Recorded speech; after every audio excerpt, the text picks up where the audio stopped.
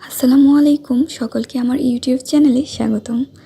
আজকে আপনাদের জন্য নিয়ে আসলাম একটি সহজ কষা মশলার রেসিপি, যেটি দিয়ে আপনারা রমজানে সহজেই বুট ভাজা, পেঁয়াজু ভাজা বা বড়া করতে পারবেন, কোনো মশলা কষানোর ঝামেলা বা হাজারটা মশলা রেডি করার ঝামেলা ছাড়াই। চলুন তাহলে দেখে নেওয়া যাক রেসিপিটি। এখানে আমি নিয়ে নিয়েছি 6 টেবিল চামচ পরিমাণ রসুন বাটা, 5 টেবিল চামচ পরিমাণ আদা বাটা এবং 8 টেবিল চামচ পরিমাণ পেঁয়াজ বাটা। আপনারা চাইলে রসুন এবং আদা বাটা সমপরিমাণ নিতে পারবেন।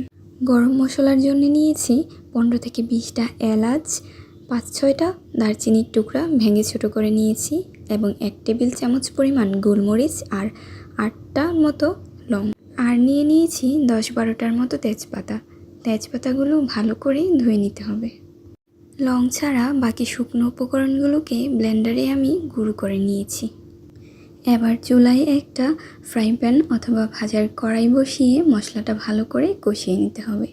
তার জন্য দিয়ে দিলাম তেল। আপনারা তেল একটু বেশি পরিমাণে ব্যবহার করবেন। আমি প্রথমে অল্প নেওয়াতে পরে আবার দিতে হয়েছিল। আপনারা প্রথমেই তেল দিয়ে দিবেন 1 কাপ পরিমাণ, নইলে পরবর্তীতে আমার মতো আবার তেল দিতে হতে পারে। তেল গরম হলে আগে থেকে রেডি করে রাখা তেজপাতা এবং লং দিয়ে একটু নেড়ে নেব। এবার ধাপে ধাপে পেঁয়াজ বাটা, রসুন বাটা এবং আদা বাটা দিয়ে মশলাগুলো ভালোভাবে কষিয়ে নেব। মশলার পানি শুকিয়ে মশলা কষিয়ে এলে দিয়ে দিব শুকনো উপকরণ। এখানে আমি নিয়ে নিয়েছি 1 টেবিল চামচ পরিমাণ হলুদ গুঁড়া, 2 টেবিল চামচ পরিমাণ মরিচ গুঁড়া এবং 2 টেবিল চামচ পরিমাণ জিরার গুঁড়া আর 3 টেবিল চামচ পরিমাণ ধনিয়া গুঁড়া। ধনিয়া আর জিরার পরিমাণ আপনারা টেস্ট অনুযায়ী সমপরিমাণ দিতে পারেন, অথবা কেউ চাইলে ধনিয়ার গুঁড়া স্কিপ করতেও পারেন। মিডিয়াম হিটে মশলাগুলোকে ভালোভাবে নেড়ে চেড়ে মশলার সঙ্গে মিশিয়ে নিতে হবে। এ পর্যায়ে জাল কিন্তু বাড়িয়ে দেওয়া যাবে না, তাহলে কড়াইয়ে লেগে যাওয়ার সম্ভাবনা রয়েছে।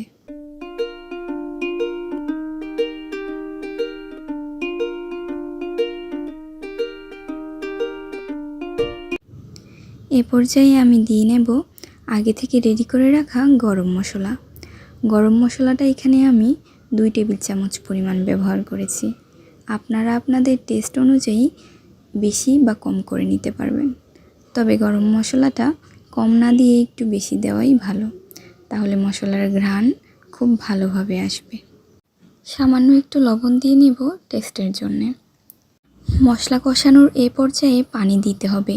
আপনারা চেষ্টা করবেন হালকা গরম পানি ব্যবহার করার। আমি এখানে প্রায় 1 কাপ পরিমাণ পানি ব্যবহার করেছি। অল্প অল্প করে পানি দিয়ে সময় নিয়ে ভালো করে মশলাটাকে কষিয়ে নিতে হবে। এক্ষেত্রে কোনো রকম তাড়াহুড়া করা যাবে না এবং পানি একবারে সম্পূর্ণটাও দিয়ে দেওয়া যাবে না।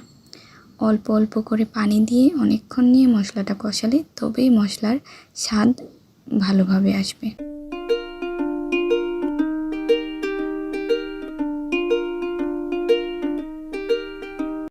আমি ঝাল একটু পছন্দ করি, তাই আরও 1 টেবিল চামচ পরিমাণ মরিচের গুঁড়া দিয়ে মশলাটা কষিয়ে নিয়েছি।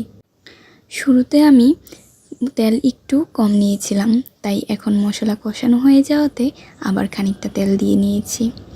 এই নিয়ে পুরো মশলার রেসিপিটাতে আমার 1 কাপ পরিমাণ তেল লেগেছে। এ পর্যায়ে মশলায় আর কোনো প্রকার পানি দেওয়া যাবে না। পানি ছাড়া মশলাটাকে ভালো করে শুকিয়ে তেল ছাড়িয়ে নিতে হবে। মশলার পানি একেবারে শুকিয়ে নিতে হবে। মিডিয়াম হিটে রেখে মশলাটাকে অনবরত নাড়তে হবে।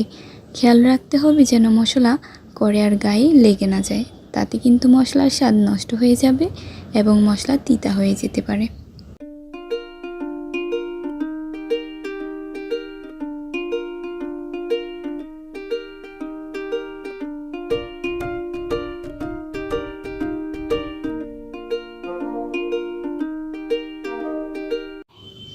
দেখুন মশলা কি সুন্দর পানি শুকিয়ে গেছে এবং কড়াই থেকে আলাদা হয়ে গেছে। মশলাটা সুন্দর কালারও এসেছে এবং তেলও ছেড়ে দিয়েছে। তখনই বুঝতে হবে যে মশলাটা আসলে রেডি হয়ে গেছে। এ পর্যায়ে চুলার আঁচ নিভিয়ে মশলাকে ঠান্ডা করে নেব। মশলাটাকে আমি একটা বাটিতে নিয়ে নিয়েছি। দেখুন কি সুন্দর রং এসেছে আর তেলটাও সম্পূর্ণ ছেড়ে দিয়েছে। মশলাটা দেখলেই মন জুড়িয়ে যায়।